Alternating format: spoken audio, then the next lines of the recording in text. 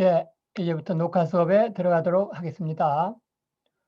오늘 여러분들과 함께 공부를 할 주제는 예수께서 하나님이신 근거라는 제목이 되겠습니다. 어, 이전에도 여러분들에게 얘기를 한 바가 있는데, 성경의 핵심이 뭐냐라고 할 때 성경의 핵심은 예수께서 하나님이시다라고 하는 것이 성경의 핵심이에요. 이전에 신학이라는 말을 할 때 여러분들에게 이미 드렸던 부분입니다. 구약 성경도 마찬가지고 신약 성경도 마찬가지예요. 다만 구약 성경과 신약 성경의 차이는 예수께서 하나님이시라는 그 사실을 이제 성육신 하시기 전에 그 관점에서 말하자면 예언의 관점에서 그 구약 성경으로 우리에게 들려주고 있고, 신약 성경은 이제 오신 예수님, 그 구약 예언의 성취로서 오신 예수님께서 하나님이시다라고 하는 것이 신약 성경의 핵심이 되겠습니다. 흔히들 아시기를 예수께서 그리스도시라는 거, 예수께서 하나님의 아들이시라는 거, 이게 성경의 핵심이 아닌가 이렇게 생각할 수도 있는데 약간 다른 거예요. 뭐가 다르냐? 성경의 핵심은 예수께서 하나님의 아들이신 정도가 아니라, 메시아이시고 그리스도이신 정도가 아니라 하나님이시다 라고 하는 게 성경의 핵심이에요. 그러나 이제 그 초대교회 때라든가 그 전도를 할 때라든가 이때 더 많은 그 강조점을 두어서 하는 얘기는 예수께서 하나님의 아들이시다 또는 그리스도시다, 여기에 더 강조를 두어서 일단 그 전도를 하게 되죠. 그러나 성경의 핵심은 이제 그 정도를 넘어서, 예수께서 하나님의 아들이신 정도를 넘어서 하나님이시다 라고 하는 것이 바로 진짜 성경의 핵심이고, 이것을 이제 하나님께서 가르쳐 주시기 위해서 구약을 미리 예언의 말씀으로 주시고, 이제 또 신약 성경을 또 나중에 주시고 이러셨던 거죠. 자, 그러면 그렇게 예수께서 하나님의 아들이신 정도가 아니라 하나님이시라는 성경의 근거가 어디에 있는가 라고 하는 부분을 얘기하는 것이 오늘의 내용이 되겠습니다.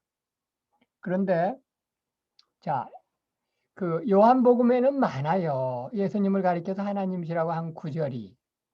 자, 다음 PPT를 좀 잠깐 보시면 여기에 아돌프 폰 하르낙이라고 하는 사람이 있습니다. 이 사람은 독일의 신학자예요. 교회사학자죠. 그 아돌프 폰 하르낙이 요한 복음을 포함한 요한 문헌에 대해서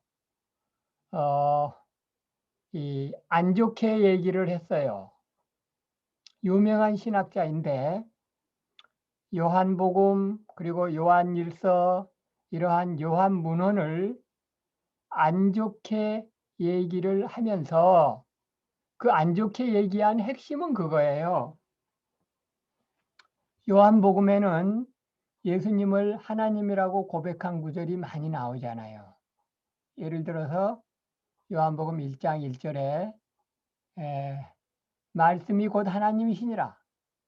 예수님께서 말씀이시고 그리스도신데 그 말씀이 곧 하나님이시다. 이게 요한복음 1장 1절에 나오고, 그리고 요한복음 20장 여러분들 잘 아시는 28절에서는 도마가 고백한 그 유명한 신앙 고백이 나오잖아요. 도마가 고백하기를 나의 주 나의 하나님 이렇게 고백을 했는데, 이렇게 예수님을 가리켜서 하나님의 아들 정도가 아니라 하나님으로 고백한 고백은 제자들이 그 예수님 살아계셨을 땐 그 누구도 하지 못했던 고백이에요. 이 고백이 오직 요한복음에만 있어요. 도마의 이 고백이 말이죠. 마태복음이나 마가 누가복음에는 도마의 이 고백이 없고 또 요한복음 1장 1절처럼 말씀이 하나님이시다라고 하는 그런 그 고백이 없어요. 그래서 하르나기 하는 거예요. 말하는 거예요. 무슨 말이냐? 하르낙은 요한복음을 믿을 만한 복음서가 아니라 이렇게 주장을 했어요. 독일의 유명한 신학자가. 요한복음이 믿을 만한 복음서가 아닌 이유는 예수님을 또는 말씀을 가리켜서 하나님이라고 하는 고백이 적지 않게 나오기 때문이에요. 마태복음, 마가복음, 누가복음에는 그냥 예수님을 하나님의 아들이라고까지만 하는데 요한복음은 좀 선을 넘어갔다고 생각을 하는 거예요. 그래서 그 표현을 뭐라고 하느냐? 요한복음은 사실을 객관적으로 기록한 것이 아니라 거기에다가 어떤 해석을 덧붙였다. 그 해석을 덧붙여서 그냥 하나님의 아들이라고 제자들이 알아왔던 그 예수님을 가리켜서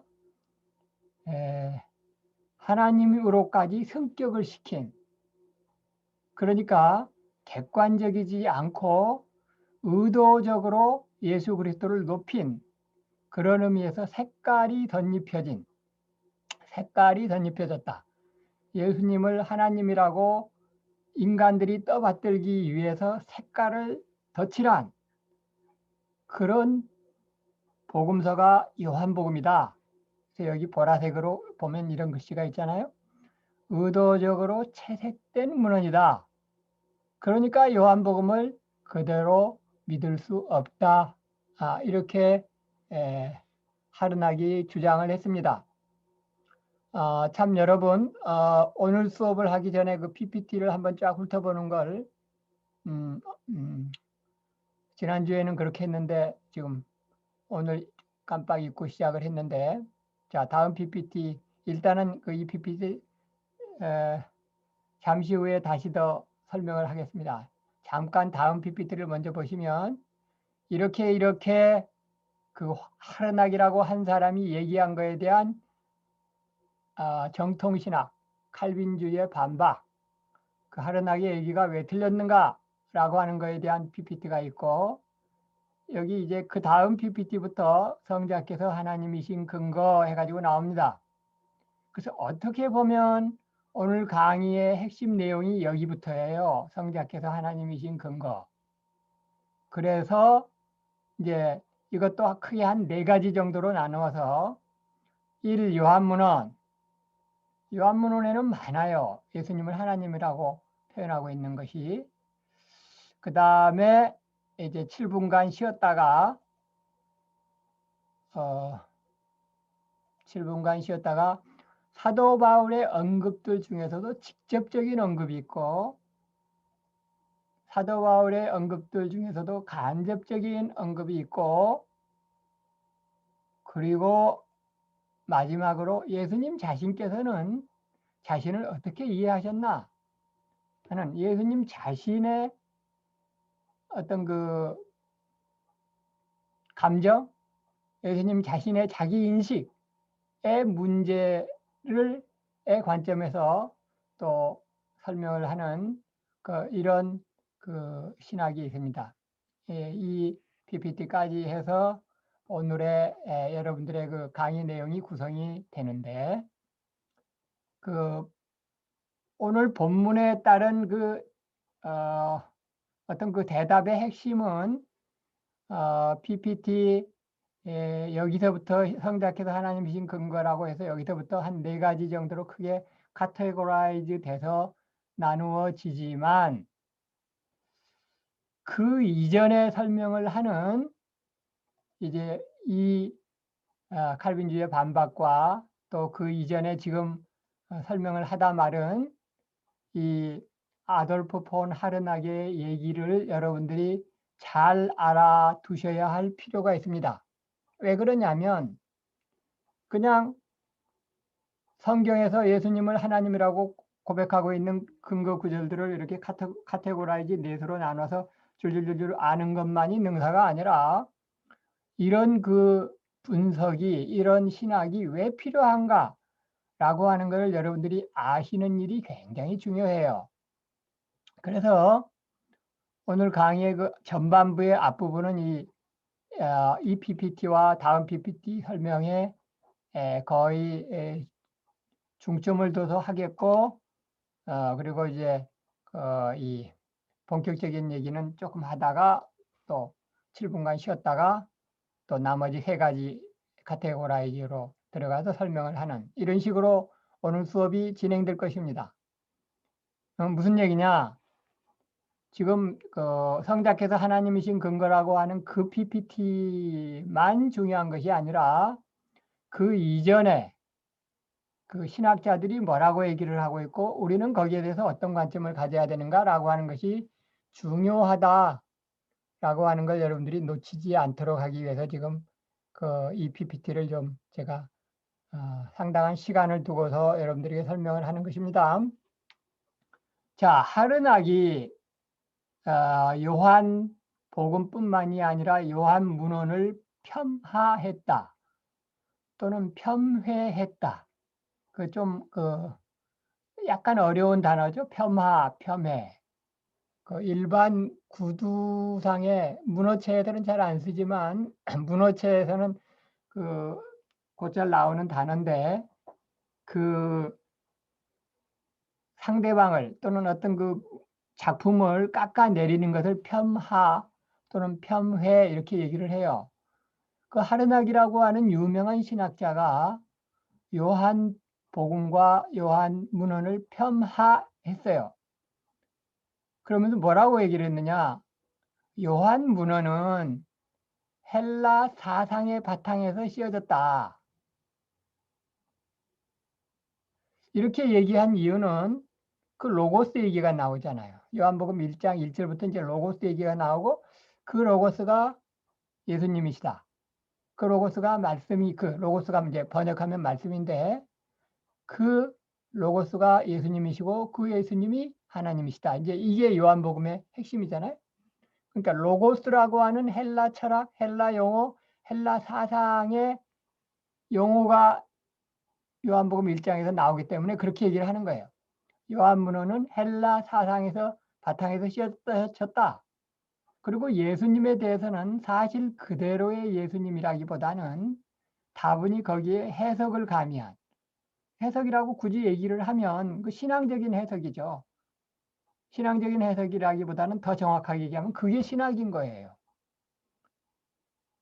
내가 이 강의의 첫째 시간에 2번째 시간에 얘기했던 대로 그게 바로 신학인데 그 신학적인 안목을 가지고 예수님의 일생과 예수님의 그 인격과 사역을 설명한 게 인간들의 눈높이에서 알아들을 수 있도록 그걸 잘 풀어 쓴 게 요한복음인데 그 하르나기라고 하는 자유주의 신학자의 입장에서는 그게 사실 그대로의 예수에 대한 기록이 아니라 의도적으로 채색된 기록이라는 거예요.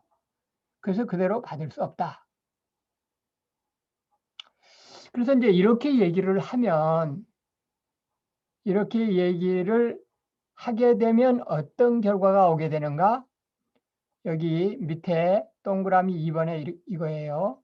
예수 그리스도의 신성을 부인하게 되는 거예요. 그러니까 아돌프 폰 하르나기라고 하는 유명한 독일 신학자는 예수 그리스도의 신성을 믿지 않는 것입니다. 예수 그리스도의 인성은 인정을 해요. 예수 그리스도께서 이 땅에서 2000년 전에 살다 가셨다고 하는, 죽으셨다고 하는, 거기까지는 이제 고고학의 자료라든가 이런 그 역사적인 자료를 통해서 그거는 인정을 하는 거예요.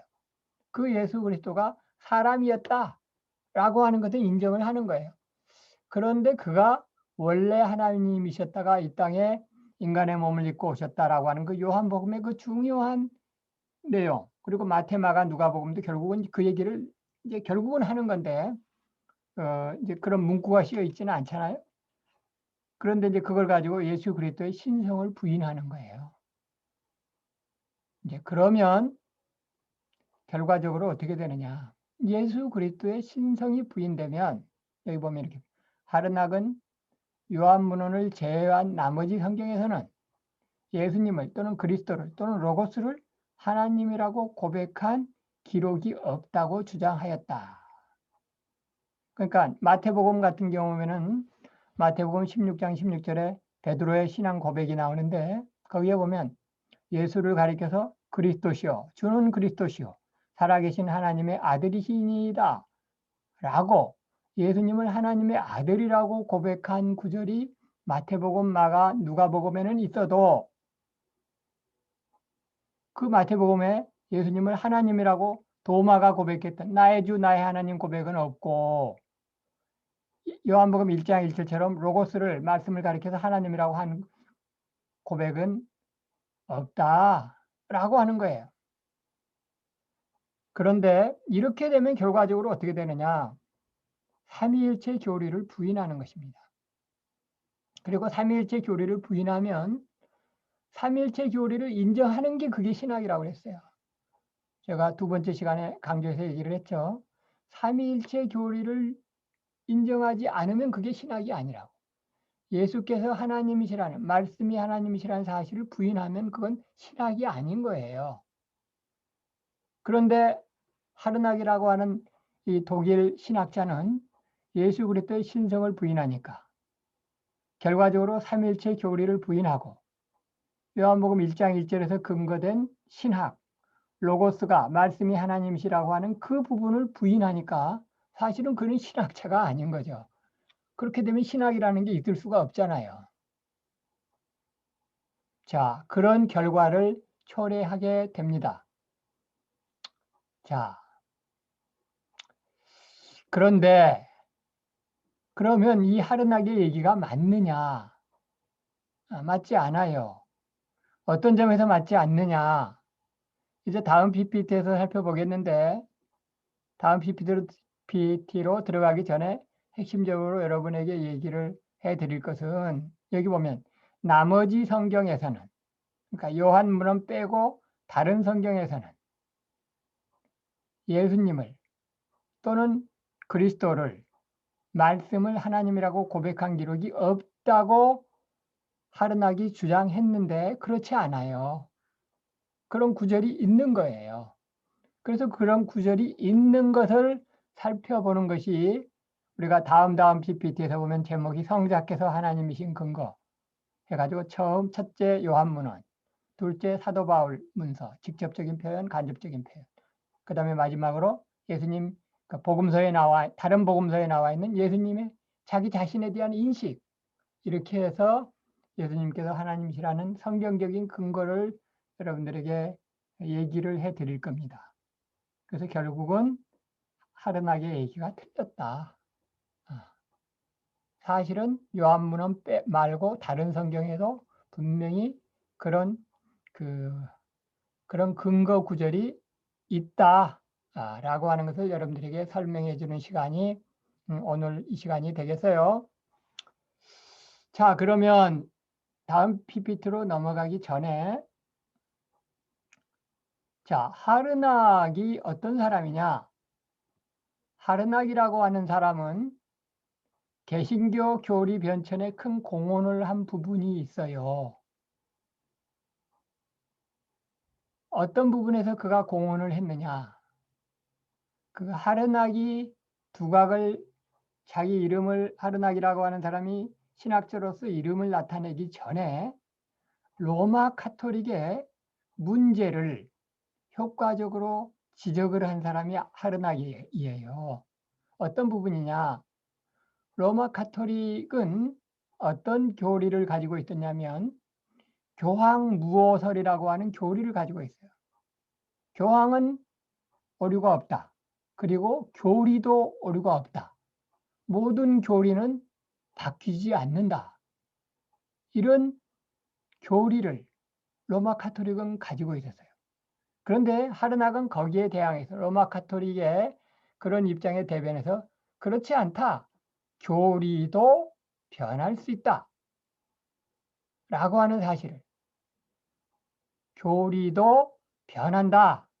물론 교리라고 하는 것은 자주 변하지 않고 바뀌어도 조금씩 변하겠지만 교리가 오류가 없이 영원 무근토록 역사적으로 그대로 변하지 않고 있는 것이 아니라 교리도 변할 수 있다라고 하는 것을 그의 책 유명한 교리사 하르낙의 교리사 그러면 꽤 유명해요. 그 독일의 독일 사람들은 원래 뭐 다 기독교 그 이전에는 다 유럽이 다 기독교 국가들이었으니까 그 교리사라고 하는 것이 일반 오늘날 그 믿지 않는 자들도 하르낙의 교리사 그러면 굉장히 유명한 책이 되었는데 그 교리사라고 하는 책에서 교리도 변할 수 있다라고 하는 사실을 잘 지적함으로써 로마 가톨릭의 그 교황 오류설이 틀렸다라고 하는 것을 효과적으로 얘기한 공헌을 세운 사람이에요. 그런데 그 사람이 이렇게 요한문헌을 폄훼하는 이런 그 얘기를 했는데 그리고 결과적으로는 삼일체 교리를 부인하는 건데 그러면 사실은 신학자도 아닌 거죠. 그 하르낙이라고 하는 사람은 참고로 본헤퍼라고 하는 여러분들이 본헤퍼라고 하는 신학자 이름은 들어봤을 거예요. 그 히틀러에 대항해서 히틀러를 죽일 음모를 세웠다가 결국은 그 처형당한 신학자예요. 젊은 신학자인데 그 본헤퍼가 글을 쓸 때 자유주의 신학자들의 견해에 따라서는 안 된다. 뭐 이런 글들을 많이 써요. 그 본헤퍼가 자유주의 신학자라고 얘기할 때 그 자유주의 신학자가 누구냐? 그가 바로 하르낙이에요. 하르낙과 또 리츠리라고 하는 또 신학자. 예. 이 사람들을 가리켜서 본헤퍼가 그들의 그 자유주의 신학에 대해서 현대 신학의 그 잘못된 부분에 대해서 하르낙이 얘기하고 있는 부분이 있어요. 그런데 오늘날 우리가 보면 사실은 본헤퍼도 자유주의 신학자예요. 그런데 그 자유주의 신학자인 본헤퍼가 자기의 스승들 하르낙과 리츠를 향해서 자유주의 신학이라고 독일 신학이 자유주의 신학이라는 말을 하는 거예요. 참고로 본헤퍼의 그 아버지의 친구가 하르낙이었어요. 그래서 본헤퍼가 대학교 1학년 들어갔을 때에는 그 자기 집에서 대학교에 그 통학을 할 때 하르낙하고 같이 같은 그 전철인가요? 기차인가요? 그거를 타고서 왔다 갔다 하면서 통학을 했던 것 같아요. 아버지의 친구이기도 하고 하르낙은 노 교수이고 본헤퍼는 이제 대학교 1학년 막 들어왔는데 그때 이제 사실은 그 본헤퍼가 하르낙과 함께 그 통학을 하면서 학교를 왔다 갔다 하고 그러면서 하르낙에게 개인적으로 이래저래 그 받은 그 어떤 지적인 유산들이 사실은 많았던 것 같아요. 그래서 이제 대학교 저학년 때는 하르낙을 거의 맹목적으로 추종하는데 이제 나중에 이제 본헤퍼가 이제 그 어느 정도 나이를 먹고 그 뒤부터는 이제 그 하르낙의 그 하르낙과 리첼의 신학이 틀렸다라고 하는 것을 얘기를 본헤퍼가 합니다. 이제 그러다가 이제 어느 순간에 또 이제 결국 제2차 세계대전 그 히틀러 음모에 말려서 히틀러 암살 음모에 말려서 결국은 처형을 당하죠.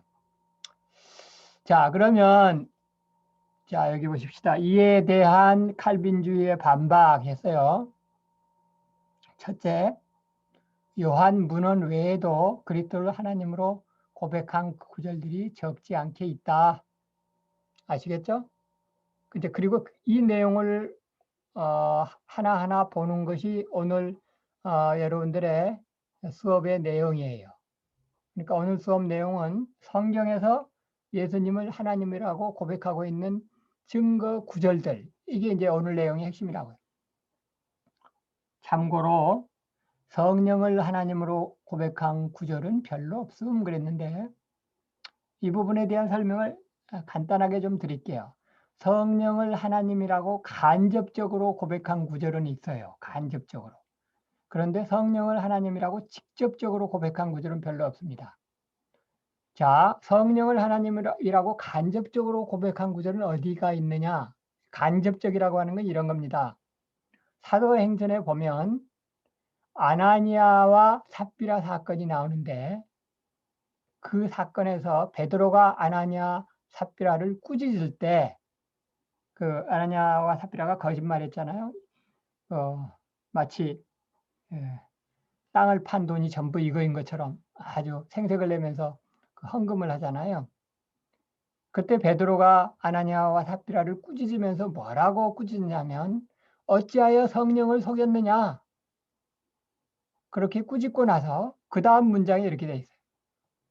사람을 속인 것이 아니라 하나님을 속인 것이다 라고 하는 구절이 나오는데, 그 구절이 성령을 속인 것은 곧 하나님을 속인 것이다 라고 하는 구절이 나오잖아요. 그거는 성령을 하나님이라고 간접적으로 고백한 구절이에요. 그런데 지금 여기 성령의 경우 말고 예수님, 제2위격인 그리스도 또는 로고스를 하나님이라고 고백한 구절은 간접적인 고백이 아니라 직접적으로 고백한 구절이 몇 구절 나온다.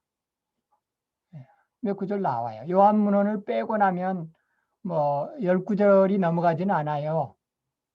사도 바울의 핵심적인 구절에서는 이제 4구절, 뭐 히브리서 빼면은 3구절 딱 나오는데, 아주 많지는 않지만 분명하게 있다고요.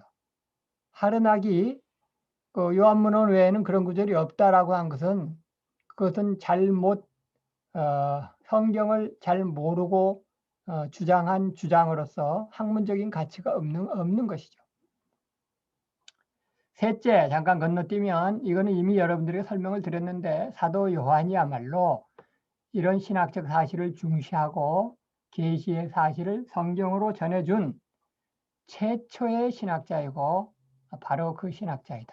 이 얘기는 이미 내가 이 과목의 앞부분에서 얘기를 했기 때문에 넘어가고, 자, 둘째, 요한문호는 그리스도께서 나의 주님이시오, 나의 하나님이시라고 하는 사실을 성도로 하여금 가장 효과적으로 고백하게 하는 좋은 성경책이다. 그래서 실제로 여러분들이 교회 사역을 하다 보시면, 여러분들이 부목사 되거나 담임 목사 되면은 새로운 새신자들에게 예수님을 영접하게 하는데 효과적인 성경 공부 책이 바로 요한복음이에요. 그리고 요한복음이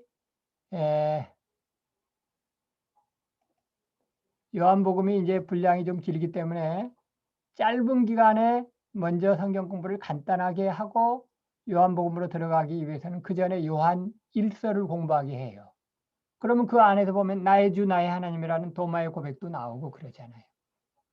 그래서 이것은 요한문호는 성도들에게 아주 좋은 성경책인데, 이 좋은 성경책을 폄훼하는 하르나게라고 하는 사람의 주장은 잘못되었다라고 하는 얘기를 할 수가 있겠습니다. 자, 그러면 성자께서 하나님이신 근거, 이거를 길지 않게, 이거는 많이들 아시는 내용이니까 길지 않게 설명을 하고, 그리고 나서 7분간 쉬도록 하겠습니다.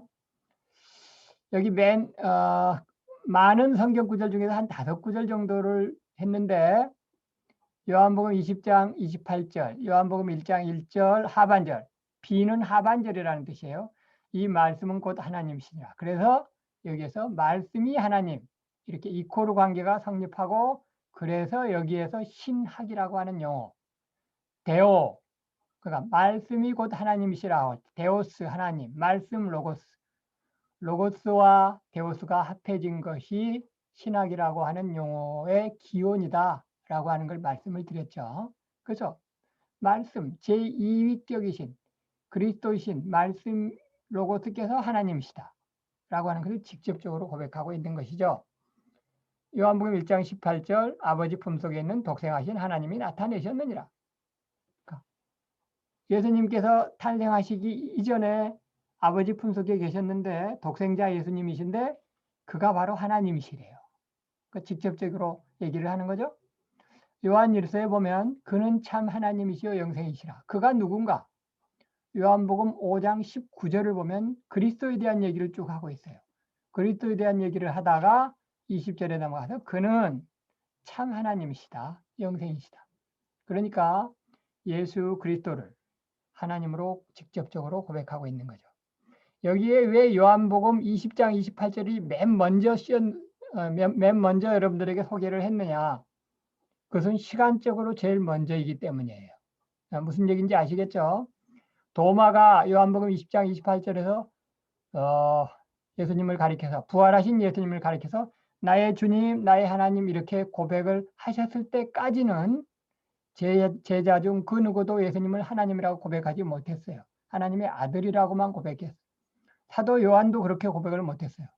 그런데 이 사실이 이 사건이 있은 뒤로 그로부터 몇십 년 후에 사도 요한이 이제 드디어 요한복음을 쓰면서 요한복음 1장 1절서부터 이제 말씀이 바로 하나님이시다라는 얘기를 맨 처음 해서 그렇지 이제 실제적으로 사도 요한이 맨 처음 이 신학적인 진리를 갖게 된 것은 도마가 이 요한복음 20장 28절 그